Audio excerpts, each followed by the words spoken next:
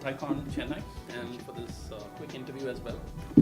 Like I mentioned to you yesterday, the focus of this article is to capture some business lessons from your life and from your life and career and the many different projects you've done over the years.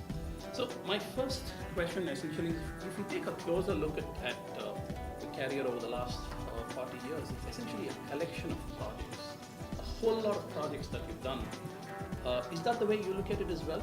And a typical to-do list before you begin a new project, let's say the Dimensions program you spoke about, the movie roles you did as well. So these are all many different projects where you keep transforming, you keep reinventing yourself. So is there a to-do list you look at? How do you approach a new project? I think we all get various opportunities which we have been very blessed with, and I think when having come out of a sport for so long, played it for over 20 years, and you travel to different parts of the world, and I always looked at my entire playing career as an education. Okay. And it was evolving as a person, evolving in your lifestyle, and also a huge learning experience, whichever part of the world you were playing in. And it gave me an opportunity also to be able to actually read the culture of the people in the cities and the countries that I was fortunate enough to visit. So it gave me a good perspective, a little bit more of an overhauling of everything. Okay. But at the same time, I would always think that I'm living in an unreal world. Okay. This isn't real. It could happen tomorrow morning. I could end my career if I had a injury, or otherwise I was fortunate enough to have played as long as I did. So having said all of that, it taught me a lot. And then when my tennis career finally finished, I looked at a variety of opportunities that kept coming your way, and you want to also look at things that you would enjoy doing, number one. Number two is that you can actually continue to grow with it and make yourself better. And when the movies came along, I did them. It taught me a lot about filmmaking. It taught me a lot about being in front of the camera, behind the camera, understanding what filmmaking is all about, including the sales of it, the marketing, the distribution, and all of that. But at the same time, I saw the power of the medium, and ended up working with Star Sports right off the bat, starting with them right after I finished my tennis career, been with them ever since, and it's been really a wonderful ride with them, and I look forward to many more years with them. And Dimensions was a wonderful program to be a part of because it gave me an opportunity to get into the lifestyle of the icons that I was talking to, and hopefully those interviews will also inspire the youngsters. It certainly will. Vijay, the next question, you've observed a lot of tennis stars at close quarters, Steffi Graf, Andre Agassi, Pete Sampras, Roger Federer, Nadal. The commonality between all these really successful tennis players, tennis is a very interesting sport, like you said, you don't have anybody else to blame, you do it all yourself. What is the commonality between all these people who are actually very different from each other? Nadal is different from Federer, who's Sure. Andre Agassi is different from Sampras. What is the commonality? What are they? Well, I think it comes to what's between your ears and how you really deal with difficult situations. When things are going well and you're playing well, it doesn't really matter. Things are going to go your way. It's when things get difficult, and which is when I talked about the fact that it becomes a challenge. You're having a slight calf problem, the serve is not going in, you're not stretching up, windy conditions, the bad calls are going against you. Now can you kind of pick yourself up? And that's when the Federers and the Nadals and the Samprases and the Andres and all of the Steffis and all of them do so well. That's why I've always said that there are numerous good players like all of us, but there are very few real champions. Is it the ability to forget about the previous point in some sense? Well, yes. We do forget about the previous point. It makes no sense to harper on the past. Okay. The more important thing is to be able to look to the future, and you try not to make that same mistake again or let that happen. The question is, each person deals with that in a different manner. Do you go more for the line?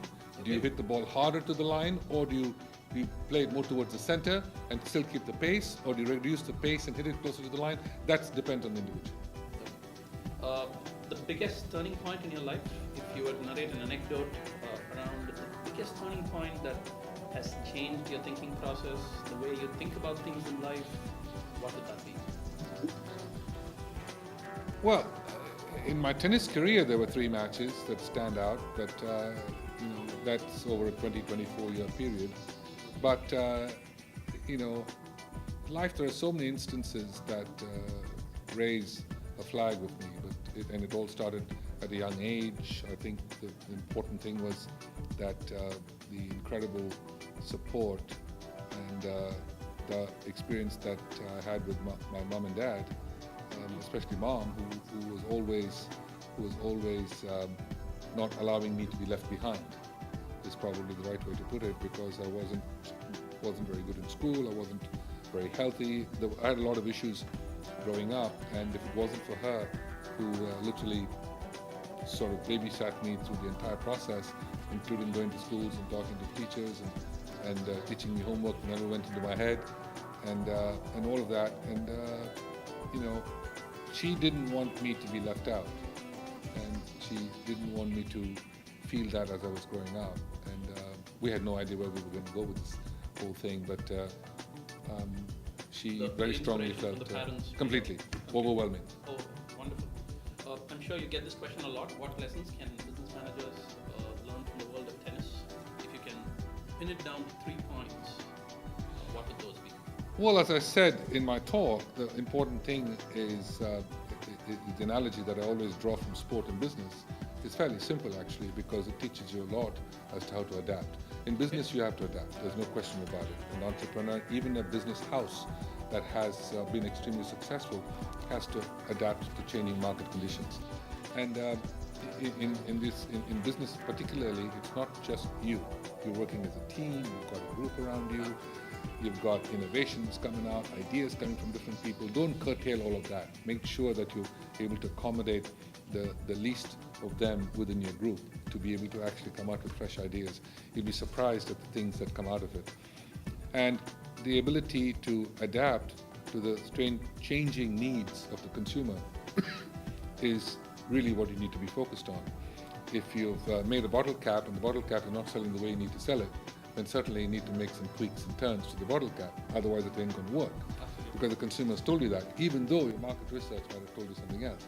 So I think people do a lot of homework, they do a lot of studies, they do a lot of analysis, and they come up with the right product to get out into the marketplace, and then back it up with marketing and distribution to be able to get the product out.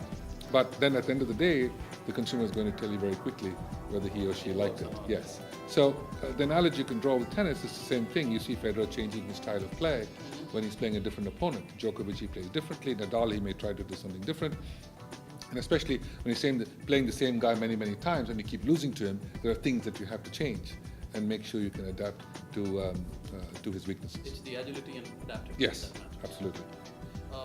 Final 2 questions. Who's your greatest inspiration from the world of sport and why?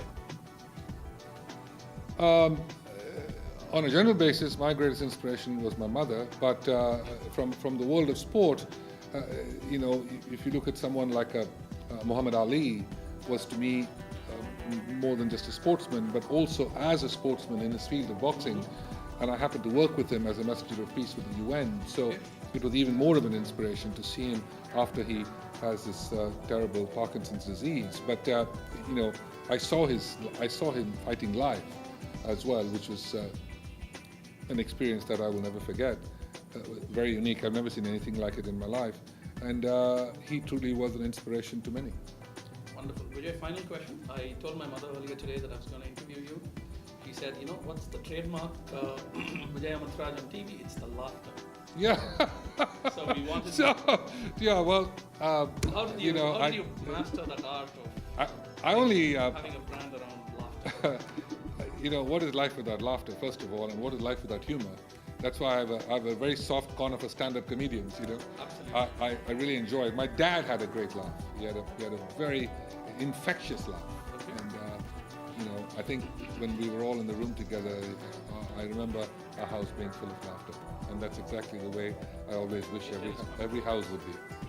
Wonderful. Thanks a lot, Vijay. That was absolutely a wonderful pleasure. Thanks. Thanks. All the best.